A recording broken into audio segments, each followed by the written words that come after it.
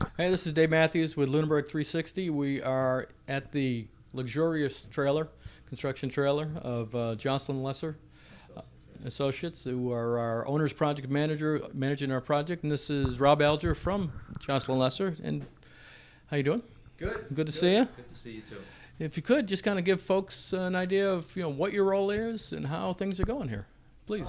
Things are going really well. I mean, my role here is to oversee the construction and be the eyes and ears for the owner on multiple levels, from making sure everything that is being used in the site is right, making sure that it's being assembled the way it's supposed to, and reviewing pay applications and watching over the whole project for the owner.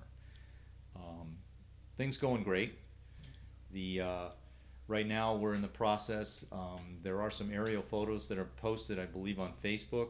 Okay. And they'll show the footprint of the building that we're currently working on. The southeast corner of the classroom wing, and there's photos on the wall over there colored up. The construction is basically going from the south side, and we're going counterclockwise around building the building. Okay. So the south side would be near the current The school? south side is closest to the back side of the gymnasium, Okay. yes. And that's a classroom wing.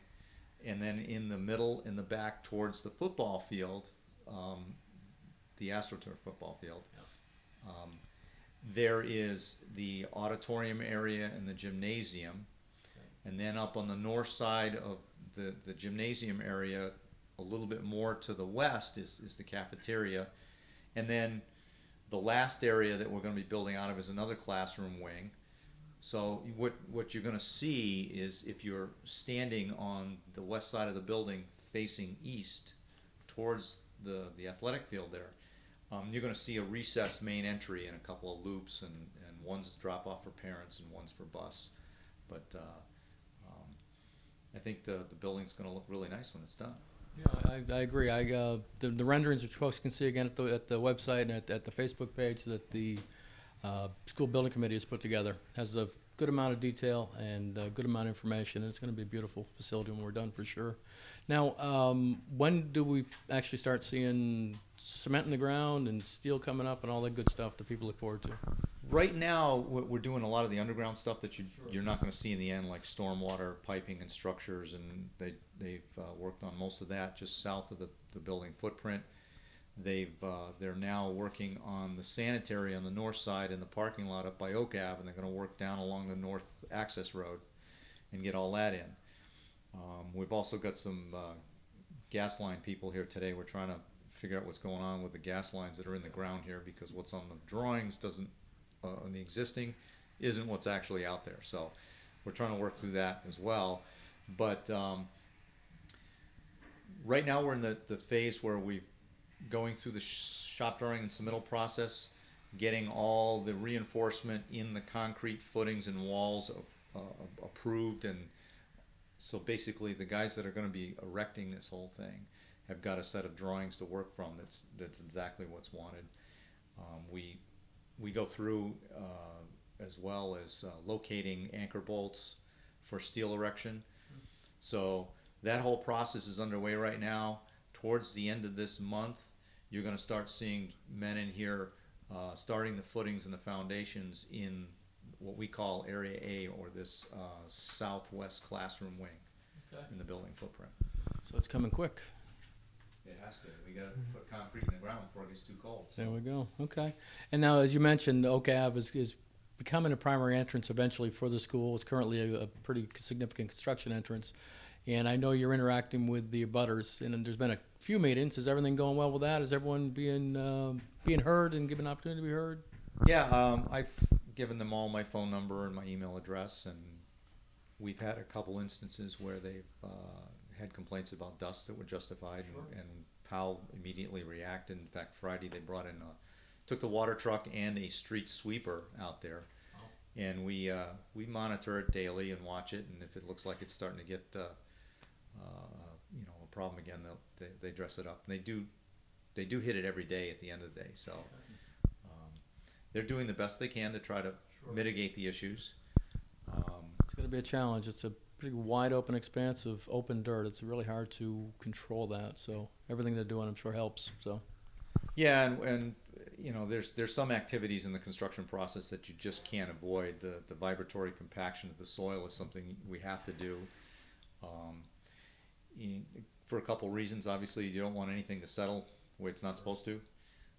You want to make sure that the ground is vibrated and compacted properly, and we've got testing agency out here monitoring that as well. But we want to make sure that that subsoil is stable, so that when we put the parking lot in, there's no issues. That we put the athletic fields.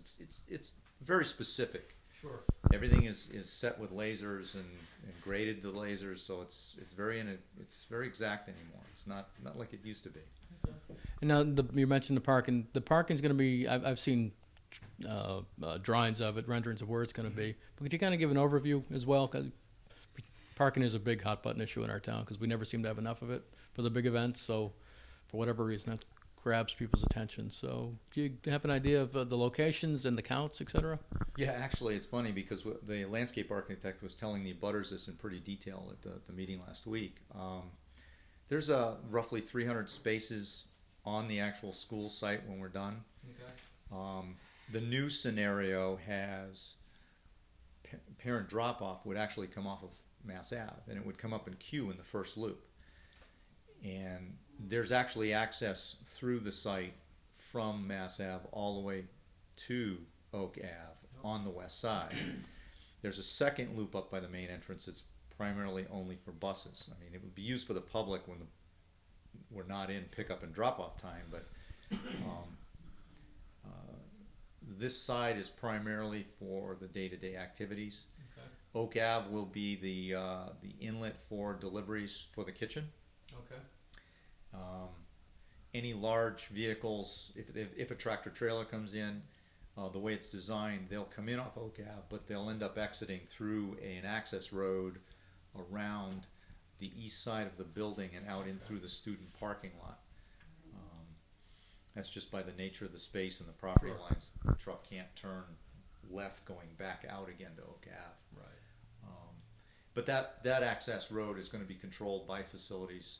It'll be open for emergency egress. It serves two purposes. It provides a fire access lane as well. So. Sure. And public safety, both police and fire had input into the layout and the size and access. So that's all been discussed. Yep. That's another thing, people don't always know the amount of detail that goes into this and the amount of interaction between the different departments in town, the different groups in town, to make sure this is all planned, as best anyone can, and then laid out as best anyone can ever imagine it's going to be needed. And then, we can always fine tune as we go, but everyone's had a chance to kind of weigh in to make sure their concerns are met. Oh yeah, it's a process. It's 18 months to 2 years before you actually break ground on a project. There's all kinds of drawings, engineers, design, input from all sides. Right. Exactly. No, it's been a inclusive and it's been a long process. It's been a good process. So, and it seems to be paying off because people will have short term. We got a couple of years here of construction noise and dust and traffic and whatnot. But 2 years from now, we're going to have a beautiful state-of-the-art building. So, your efforts are appreciated for sure. Well, hey, it's team effort. I mean, we've got a good contractor here with Shamet. They're doing a nice job.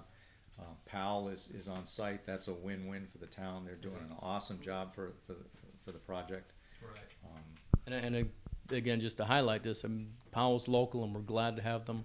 We're glad to see our tax, state and local, come back right into our community. And important to note, this was a bid process. So it wasn't like, okay, here's an opportunity for a local. It's like everyone had to bid, and we're lucky to have a contractor in town who bids competitively, aggressively, and he won the business, and now they're doing a wonderful job like they do everything they do here in town. So yeah, and the only other activity that's going on out on the project right now as part of phase one is down by Mass Ave. Right. We're doing a athletic field that we're trying to get put together and the sod laid by the end of this month. Wow. So that they can use it next spring. Okay. We're pushing hard trying to get it done. Yep. We're hoping we can make it. We've got shop drawings in for the irrigation. We've got all the information on the sod. We're trying to get through the engineers and the architects this coming week. So, and right now they're doing a stormwater retention system on that north side. Sure. So they'll probably be working on that through this week and into early next week. They'll finish putting the sand layer in, and then they'll put the loam. And in between there, obviously they'll put the irrigation in, the mains and start. Mhm. Then once they get the loam in, they'll put the branch lines in, smooth it all out, and hopefully be able to roll out the grass and then hydro seed around it. Wow. That's So- that's incredible. And again, the beauty to this and the need for that field isn't just because we'll want another field, but that field will give the teams opportunities to actually stay on site next year, because of course we've lost our main fields to the Yeah. project. But this gives us a chance to keep the teams here in town and doing less, putting kids, busing them out to other rental fields. So the money we put into this field actually pays for itself in the end, in that we keep the kids, we're not paying for fields, we're not paying for busing. The kids are right here, so in long term, we'll have another very nice practice field down the road. Yeah, I mean it's pretty funny. Every town that I've done business with and worked on schools for them, and there's been quite a few, they always seem to be short on athletic fields. Sure. You know, it's Yeah. it's well, real estate's expensive, and It is. it's a maintenance issue and it's a cost issue, but